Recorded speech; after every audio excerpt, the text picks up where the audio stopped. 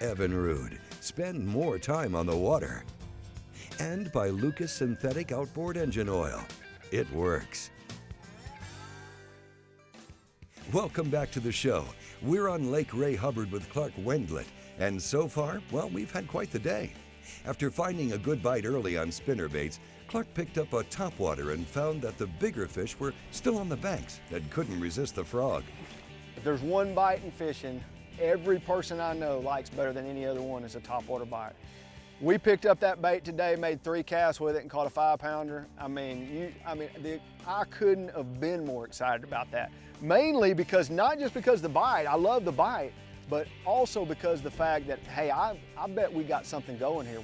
We stumbled into something different. That's what I love about it. And if you're gonna do it with topwater, that's even better.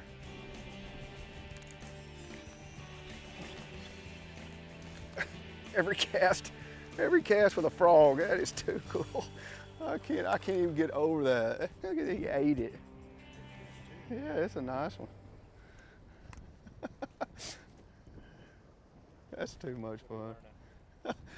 I'm learning that I'm about to catch a bunch of big bass. That's what I'm learning right there. I mean, they are biting topwater really good. You know, we've been fishing all morning.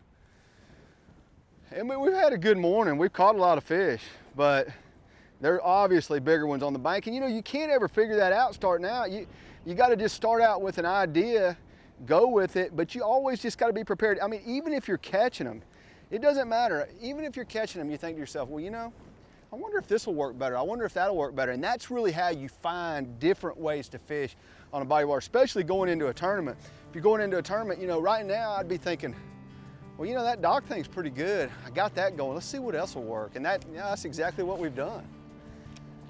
And this is working pretty good.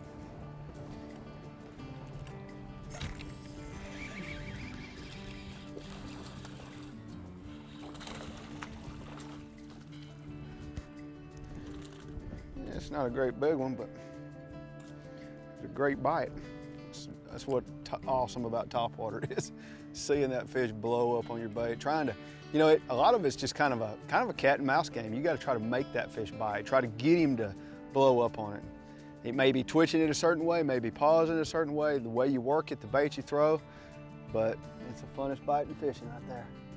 You know, there's almost not a person alive that wouldn't say their favorite way to fish is topwater. I mean, getting that big giant blow up on a topwater bait, there's just almost nothing like it. But there's tons of different topwaters, and how do you choose or pick the right one? Well, there's different classes of them. There's walking baits, there's buzz baits, there's popping baits, and then there's kind of prop baits that you fish a little bit slower, and it kind of just depends on the time of year.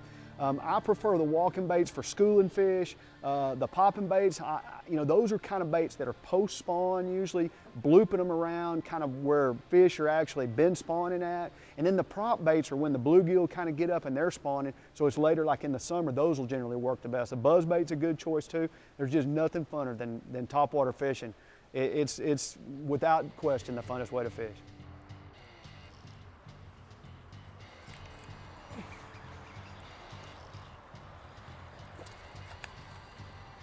I wasn't 100% sure he got it because I've missed 2 or 3 here in the last little bit, but that one definitely got it. Pretty fish, but these fish are healthy in this lake. You know, it's one thing I've always heard about Ray Hubbard is a great, you know, hybrid or white bass, hybrid striper lake. But, you know, any lake that's got a lot of hybrids in it generally is going to have a good bass population because hybrids take lots of shad, and this lake obviously, these fish are fat and healthy. It's obviously got a lot of shad in it. At Ray Hubbard, you're fishing down a rock wall, got traffic buzzing by, people heading to work, people going home from work, and we're catching bass about as fast as we can catch them. I mean, it's just it's a super deal that just about anybody around Dallas-Fort Worth can pick a number of lakes. Ray Hubbard's just one of them, and have a variety of fishing opportunities. We saw people catching brim on the bank today, people bass fishing off the bank. There's some different opportunities for that. Just a super, super good place to fish. I've made one change, it worked, we'll try another one. With the knowledge that there are plenty of fish shallow, Clark suspects that some of the thicker grass mats may be holding fish in areas the frog can't reach. A flipping stick with a 1.5-ounce weight should offer the right presentation. The technique is simple. Pitch your lure around the edges and into the middle of the thick mat and let About it an fall. ounce and a half If on. the fish are aggressive, you'll know when to set the hook.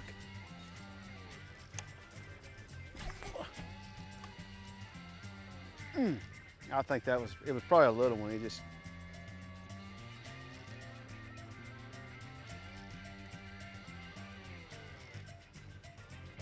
Still not talking about it.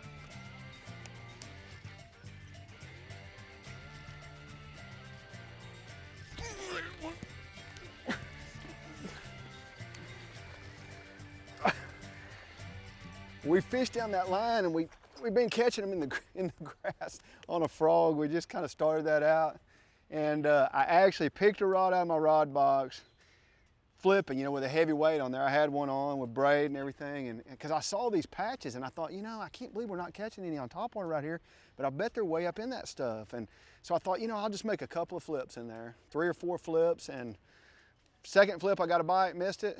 Third flip, caught a 3-pounder. How do you pick lines when you're flipping? There's lots of different choices. There's monofilament, there's fluorocarbon, and there's braid. And a lot of guys just think, I got to go to braid because I'm flipping. Well, to me, it's what kind of cover you're flipping around. If you're flipping around sparser covers, let's just say like around boat docks or just flipping the bank, making short pitches to the bank, I'd rather go with 100% fluorocarbon.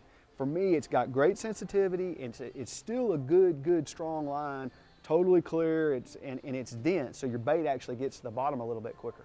Now, if you're flipping really thick cover, thick grass, thick trees, thick bushes or something, I prefer braid for flipping.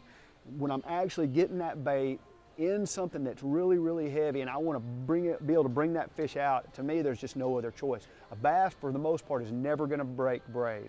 And doesn't mean you're going to not lose fish in that heavy cover, but he's not going to break it. And so, usually a 65-pound braid is what I would start with. And I think it's just pretty universal. It's about the best line size. So those are things to think about when picking line for flipping. The biggest news in fishing for 2012 is the brand new Texas Team Trail. 4 qualifying events leading up to the 2-day championship at Lake Amistad in the fall, with each event paying out 50 places, including a fully rigged bass boat for first in each event. Now, if you're a qualified Triton owner, contingency programs include increased cash payouts and a first-place upgrade to a fully rigged Triton 19XS. For all the details, check out TexasTeamTrail.com.